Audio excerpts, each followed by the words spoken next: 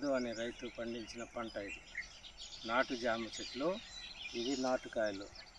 500 చెట్లు నాటినాను. దిగుబడి బాగా వస్తూ ఉంది, కాయ గ్రోత్ బాగా వస్తూ ఉంది.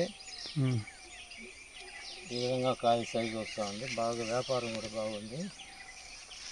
ఇందులో ఈ విధంగా రెండో స్టెప్ మొగ్గ కింద రెడీ అయింది, దాని తర్వాత పూత రెడీ అయింది. ఈ విధంగా చేసుకుంటే ఆదాయం బాగా వస్తుంది. పల్లి పెనుమూరు జామకాయల తోట, ఇది తైవాన్ జామ. దీంట్లో వైట్, పింక్ 2 రకాలు కాపు చేయడం జరిగింది. ఈ విధంగా కట్ చేసుకోవాలా. ఈ విధంగా మార్కెటింగ్ పోతుంది పంట.